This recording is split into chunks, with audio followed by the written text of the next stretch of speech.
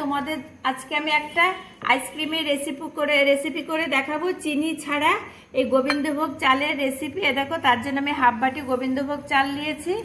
এই হাফ বাটি গোবিন্দভোগ চাল প্রথমেই আমি একটু ভালো করে জল দিয়ে ধুয়ে নেব। দারুণ একটা আইসক্রিম, চিনি ছাড়া গোবিন্দভোগ চালের আইসক্রিম।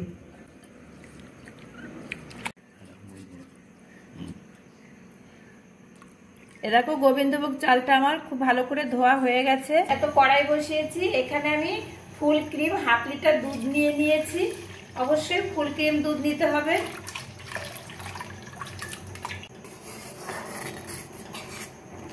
আমি দুধটা খুব ভালো করে একটু জাল দিয়ে নেব।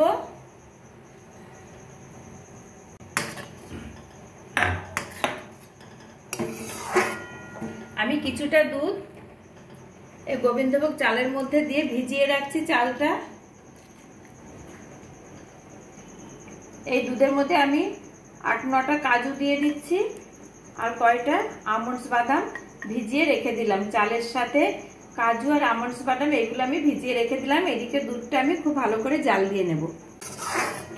দারুণ একটা আইসক্রিম, গোবিন্দভোগ চাল দিয়েও যে একটা আইসক্রিম হয় আর যেটা হয় দারুণ, সেটাই তোমাদের আমি করে দেখাচ্ছি। এটা ভাবা যায় না যে গোবিন্দভোগ চাল দিয়ে আইসক্রিম হয়। আমন্ডস বাদামের খোসাগুলো ছাড়িয়ে নেব। সমস্ত আমন্ডস বাদামগুলো আমি ছাড়িয়ে নিয়েছি। দেখো গোবিন্দভোগ চাল, কাজু আর আমন্ডসটা আমি একটা মিক্সিতে পেস্ট করে নেব।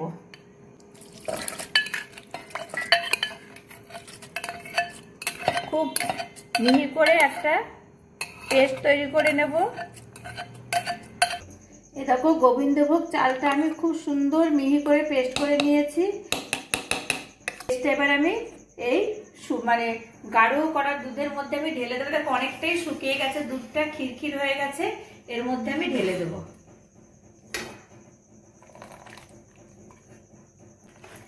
এবার কিন্তু অনবরত নাড়তে হবে, যেহেতু চাল আছে, না হলে একদম দলা পাকিয়ে যাবে।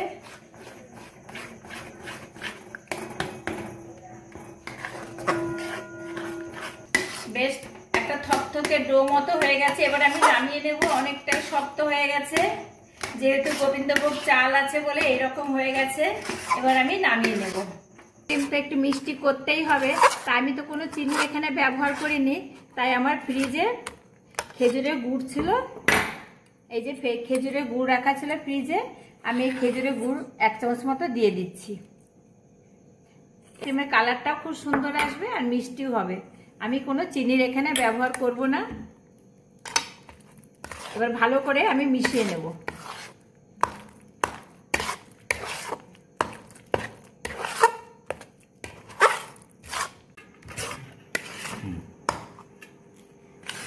দেখো গুড়টা খুব ভালো করে মিশিয়ে নিয়েছি আর এত সুন্দর একটা গন্ধ বেরোচ্ছে। গোবিন্দভোগ চাল, খেজুরের গুড়, মনে হচ্ছে পায়েস, আর এইটা দেখে মনে হচ্ছে পুরো রাবড়ি হয়ে গেছে। এবার আমি এইটা একটা মিক্সিতে দিয়ে আর একটু, যেহেতু একটু দলা দলা ভাব লাগছে মনে হচ্ছে যেন, আরেকবার আমি মিক্সি চালিয়ে নেব।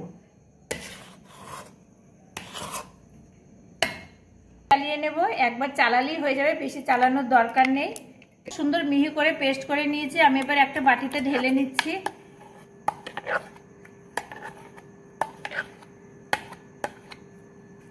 দেখো মিশ্রণটা আমি একটা বাটিতে ঢেলে নিয়েছি।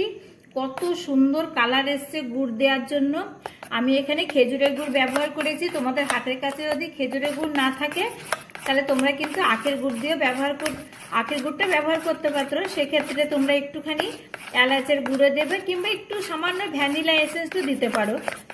আর আমি খেজুরের গুড় দিয়েছি বলে কিছুই ব্যবহার করছি না, তাহলে কিন্তু খেজুরের গুড়ের গন্ধটা চলে যাবে। আমি এবার একটু চামচ দিয়ে ফেটিয়ে নেব।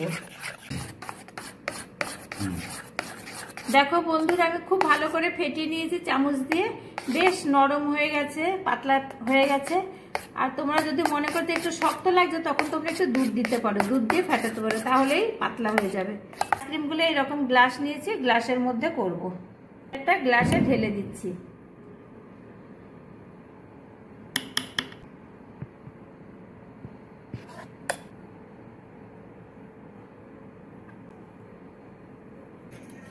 দেখো বন্ধুরা, প্রত্যেকটা গ্লাস আমি ফয়েল পেপার দিয়ে মুড়ে দেব।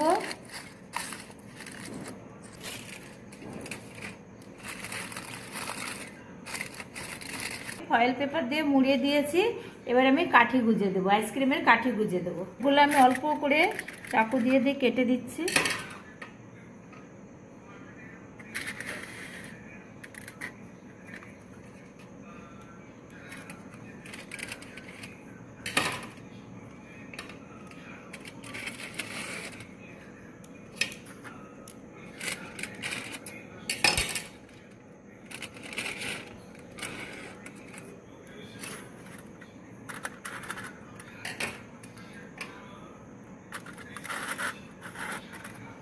আমি এবার ডিপ ফ্রিজের মধ্যে রেখে দেব, 8 ঘন্টা মতো ডিপ ফ্রিজের মধ্যে রেখে দেব। বন্ধুরা, 8 ঘন্টা পরে আমি আইসক্রিমগুলো ফ্রিজ থেকে বের করে নিয়েছি। দেখি কেমন হয়েছে, এখনো কিছু বুঝতে পারছি না। এই দেখো, খুব সুন্দর জমে গেছে।